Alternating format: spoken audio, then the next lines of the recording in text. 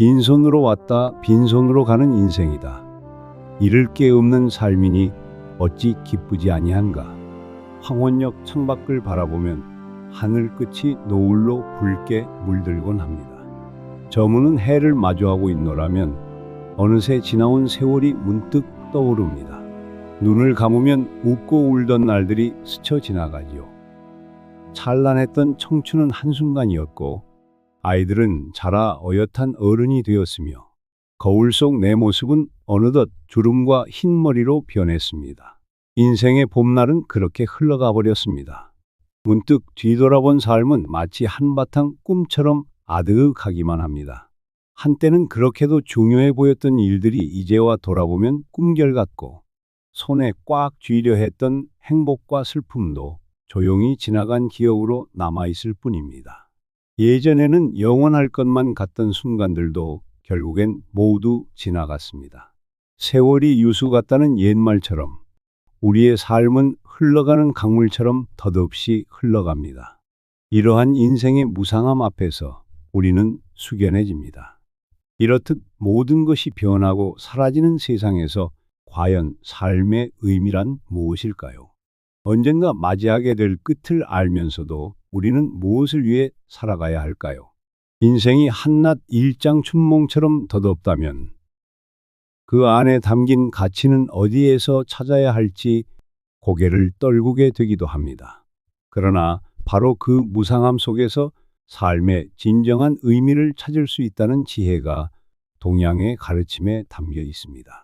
부처님의 말씀과 오래된 동양 철학은 우리에게 이렇게 속삭입니다. 무상함을 두려워하지 말고 그 안에서 깨달음과 아름다움을 발견하라. 부처님이 전하는 무상의 지혜. 인생의 무상함에 대한 물음은 사실 부처님께서도 젊은 시절에 마주한 것입니다. 전해지는 이야기마다 조금씩 다르지만 옛 전설에 따르면 시다르타라는 한 왕자의 일화를 들어볼까요? 궁전에서 온갖 부귀영화를 누리던 그 왕자는 어느 날 성 밖으로 나갔다가 늙은 노인과 병든 사람, 그리고 죽은 이의 장례 행렬을 보게 되었다고 합니다. 처음 마주한 늙음과 병듦, 죽음의 광경은 왕자의 가슴에 큰 충격을 안겨주었습니다. 인생이 이렇게 덧없고 고통으로 가득하다면 도대체 살아갈 의미는 무엇일까? 깊은 회의에 빠진 왕자는 결국 왕궁의 안락함을 뒤로하고 출가하여 진리를 찾는 길에 나섰습니다. 오랜 수행 끝에 왕자는 마침내 깨달음을 얻어 부처가 되었습니다. 세상에 나온 부처님은 사람들에게 소중한 가르침을 전해주셨지요. 그 중에서도 기본이 되는 가르침 하나가 무상, 즉 모든 것은 끊임없이 변하여 한 모양으로 머물러 있지 않는다는 진리였습니다. 부처님은 우리에게 세상의 모든 존재와 현상이 영원하지 않음을 일깨워 주었습니다.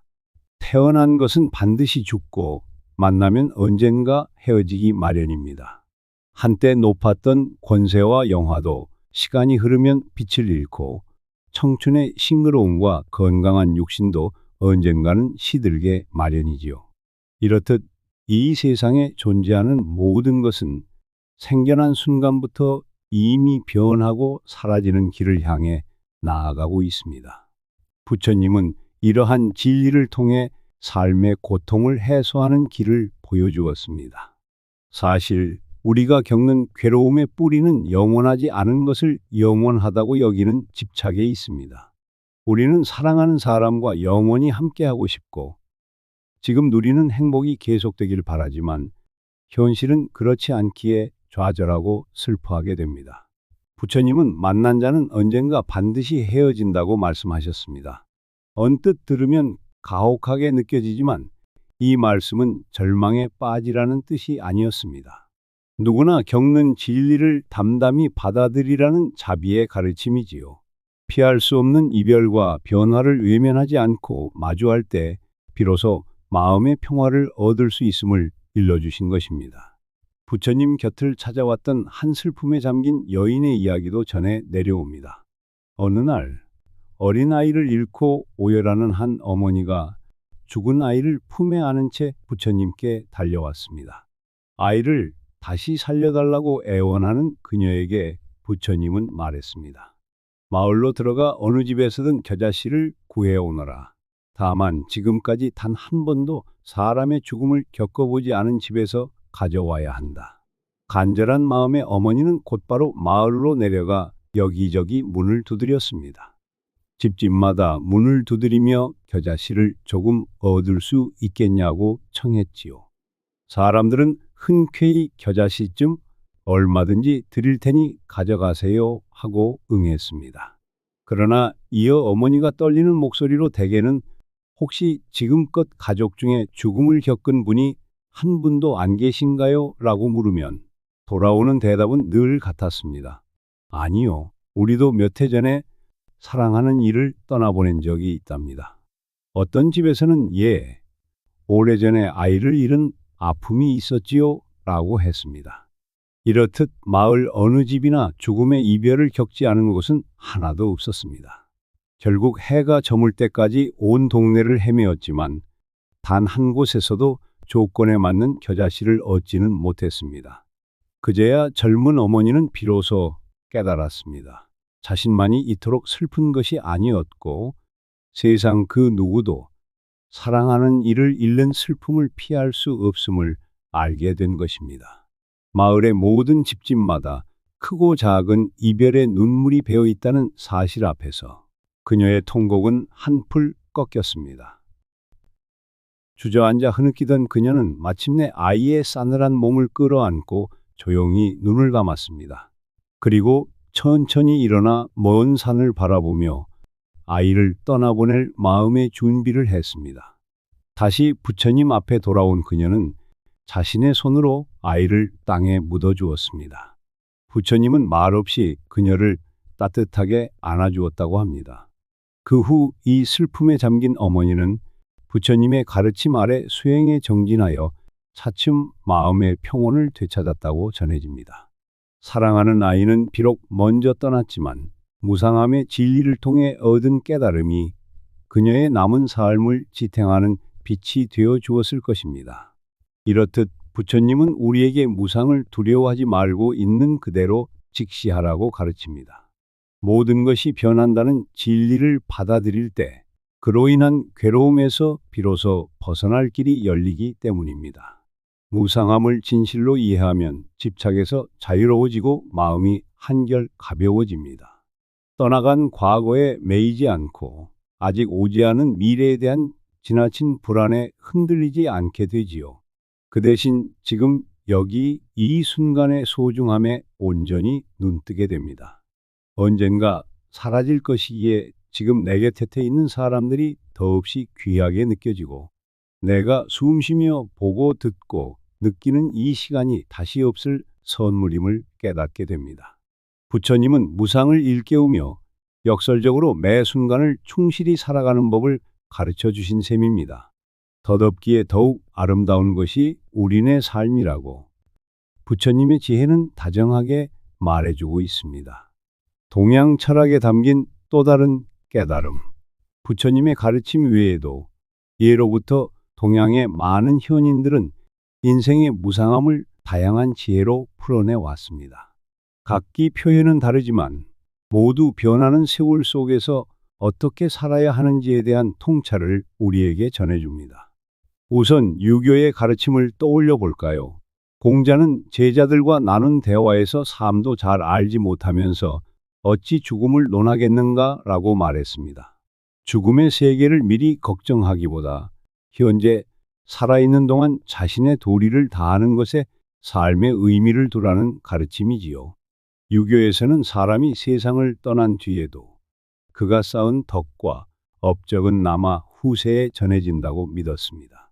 살아있는 동안 자신이 맡은 바 책임을 다하고 어진 마음, 곧 인을 행하여 좋은 이름을 남기면 비록 육신은 사라져도 그 정신은 오래도록 기억된다는 것입니다. 실제로 역사 속 많은 인물들의 사랑과 의로움, 지혜로운 말과 글은 세월이 흘러도 전설처럼 남아 우리에게 교훈을 주고 있습니다. 이렇듯 자신의 삶을 반드시 세워 덕을 남기는 것, 그것이 유교에서 본 삶의 한 가지 의미였습니다. 한편 자연과 조화롭게 사는 법을 중시한 도가의 지혜도 있습니다. 노자는 만물이 흘러가는 자연의 도를 거스르지 말고 그대로 따르라고 하였지요. 억지로 영원함을 붙잡으려 하지 말고 물이 아래로 흐르듯 순리에 맡기라는 의미입니다.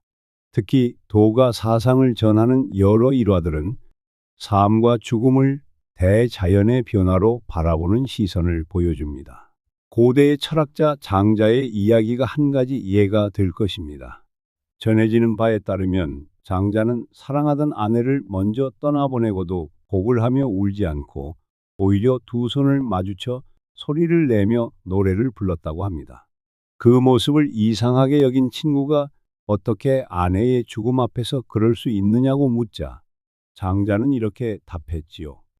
아내는 본래 아무것도 없던 곳에서 이 세상에 태어나 한동안 삶이라는 모습을 얻었다가 이제는 다시 고요한 자연의 근원으로 돌아갔을 뿐이요. 마치 봄에 싹트고 여름에 푸르던 것이 가을에 열매를 맺고 겨울에 잠들듯이 모든 것은 때가 되면 변하는 법이니 내가 어찌 그 순환을 슬퍼하기만 하겠소.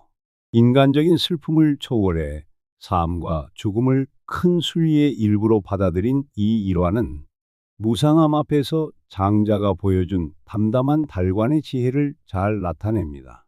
물론 우리 같은 범인이 이런 경지에 쉽게 오를 수는 없겠지만 적어도 삶과 죽음을 두려워하기보다는 자연의 한 흐름으로 여기며 받아들이라는 가르침만은 큰 울림을 줍니다. 동양 철학에서는 이처럼 삶과 죽음을 두 개의 별개가 아니라 이어지는 한 과정으로 보기도 합니다. 그런 눈으로 보면 죽음은 모든 것의 끝이 아니라 또 다른 시작을 품고 있는 변화의 한순간일 뿐이지요. 또한 동양의 옛 이야기들은 인생의 변화무쌍함을 경구로 전해주곤 합니다. 그중 하나가 유명한 세옹지마의 비유입니다. 나중에 그 말이 더 좋은 말들을 이끌고 돌아와 뜻밖의 행운이 되었습니다. 또 그 노인의 아들이 새 말에서 떨어져 다리를 다쳤을 때는 모두 안타까워했으나 몇 해 뒤 전쟁이 일어났을 때 다친 다리 덕분에 징집을면해 목숨을 구할 수 있었지요. 이렇듯 오늘의 불행이 내일의 행운이 되고 반대로 행운 뒤에 불행이 올 수도 있는 것이 우리 인생사입니다. 세옹지마라는 고사성어에는 세상의 변화 앞에서 너무 한순간의 일에 일희일비하지 말고 차분히 흐름을 받아들이라는 지혜가 담겨 있습니다. 좋거나 나쁜 일 모두 언젠가는 지나가고 새로운 국면이 찾아오기 마련이라는 깨달음은 인생의 무상함을 받아들이는 긍정적인 마음가짐을 일러줍니다. 지금까지 살펴본 것처럼 동양의 여러 사상들은 각기 다른 모습으로 덧없는 세월 속에서 삶의 자세를 가르쳐 줍니다. 부처님의 자비로운 깨달음, 공자의 성실한 삶, 노장의 자연에 대한 순응, 그리고 민간에 내려오는 지혜까지 그 핵심에는 변화를 인정하고 그 안에서 가치를 발견하라는 공통된 가르침이 흐르고 있습니다. 무상한 삶을 살아가는 우리에게 나이가 들수록 인생의 무상함을 새삼 실감하게 됩니다. 젊은 시절에는 미처 깨닫지 못했던 많은 이별과 변화들을 우리는 지나온 세월 속에서 겪어왔습니다. 친구와 가족을 떠나보내는 아픔을 알게 되었고 영원할 것만 같던 내 청춘이 어느덧 저물었음을 받아들이게 되었지요. 그 과정에서 때로는 허망함에 가슴이 텅 빈 듯할 때도 있었을 것입니다. 하지만 앞서 살펴본 부처님의 말씀과 동양의 지혜는 우리에게 조용히 용기를 건넵니다. 무상함을 슬퍼하기만 할 필요는 없습니다. 오히려 그것을 깨달을 때 비로소 얻을 수 있는 소중한 통찰과 사랑이 있기 때문입니다. 무상함을 받아들인다는 것은 단순히 체념하라는 뜻이 아닙니다. 그것은 변화를 있는 그대로 바라보는 용기와 지혜를 갖는 일입니다. 우리가 언젠가 죽음을 맞이한다는 사실은 거꾸로 말하면 지금 살아 숨쉬고 있다는 기적을 보여줍니다. 모든 것이 지나간다면 지금 이 순간 내가 할 수 있는 최선의 선행과 사랑이 얼마나 값진지 깨닫게 해줍니다. 어느 날 문득 찾아오는 이별의 순간들은 남아있는 우리가 서로에게 더 잘해주고 더 따뜻하게 사랑할 기회를 일깨워 주기도 합니다. 결국 무상함을 깊이 깨달은 사람은 현재의 순간에 충실하고 주어진 인연에 감사하는 마음을 갖게 됩니다. 지나간 세월을 후회와 그리움으로만 채우기보다는 다가올 날들을 더 의미 있게 채우기 위한 지혜를 얻게 되는 것이지요. 우리 삶의 의미는 거창한 곳에 있지 않을지도 모릅니다. 때로는 그 의미가 아주 작고 소박한 순간 속에 숨겨져 있기도 합니다. 아침에 눈을 떠 마주한 따스한 햇살, 오랫동안 곁에 머물러준 배우자의 주름진 미소, 손주가 건네는 작고 포근한 손길. 이런 평범해 보이는 순간들이 사실은 무상한 인생이 우리에게 준 선물입니다. 영원하지 않기에 더 아름다운 찰나들이지요. 우리는 그 순간들을 모아 사랑하고 배우고 나누며 살아갑니다. 비록 언젠가 이마저도 추억으로 바뀔지라도 그때 가서 돌이켜보면 결국 우리 인생에서 가장 빛났던 순간들은 사랑을 주고받았던 시간임을 알게 될 것입니다. 덧없다고만 여겼던 삶의 조각들이 실은 우리의 가슴 속에서 영원의 의미로 새겨지는 순간들인 것입니다. 누구나 결국은 이 세상을 떠납니다. 그러나 그렇다고 해서 우리가 걸어온 발자취까지 사라지는 것은 아닙니다. 우리가 흘린 땀과 눈물, 그리고 베푼 사랑은 다른 이들의 기억과 삶 속에 남아 이어져 갑니다. 부모가 자식을 사랑한 마음은 자식의 가슴에 남아 또 그 자식에게로 흐르고, 한 사람이 젊은 시절 노력해 이루어낸 지혜와 성과는 후대의 밑거름이 됩니다. 우리가 먼 길을 떠난 뒤에도 우리의 이야기와 마음은 살아있는 사람들의 삶 속에서 계속 숨쉴 것입니다. 그런 의미에서 보면 완전한 끝이라는 것은 어쩌면 없을지도 모릅니다. 불교에서는 회자정리 거자필반이라는 말이 있습니다. 만나면 반드시 헤어지고 떠나면 반드시 돌아온다는 뜻이지요. 영원한 만남이 없듯이 영원한 이별도 없다는 깨달음을 담은 구절입니다. 지금 우리의 이별이 영영 끝인 듯 슬퍼 보여도 먼 훗날 다른 모습으로라도 우리는 다시 만나게 될지 모릅니다. 아니면 남아있는 사람들 마음속에서 추억으로, 지혜로, 어떤 형태로든 함께 할지도 모릅니다. 결국 삶과 죽음, 만남과 이별은 둥글게 이어진 고리처럼 돌고 도는 것 아닐까요? 붉던 노을이 지고 밤이 찾아오면 세상은 잠시 캄캄해지지만 그 한편 하늘에는 별들이 떠오릅니다. 그리고 이윽고 다시 아침이 오면 어김없이 새로운 태양이 떠오르지요. 우리 인생의 여정도 이와 다르지 않을 것입니다. 언젠가 생의 석양력이 찾아와도 그 뒤에는 삶의 별빛 같은 의미들이 남아 우리 주변을 비출 것입니다. 그리고 마침내 새로운 시간의 문이 열리면 우리의 이후 세대가 그 뜻을 이어받아 또 하나의 태양으로 떠오르겠지요. 그러니 무상한 세월을 두려워하기보다는 그 속에서 스스로 빛나는 의미의 조각들을 찾아 소중히 간직하며 살아가야겠습니다. 그렇게 할 때 우리의 남은 날들은 따스한 평화와 감사로 물들 것이고, 지나온 삶은 아름다운 이야기로 우리의 마음속에 영원히 남을 것입니다.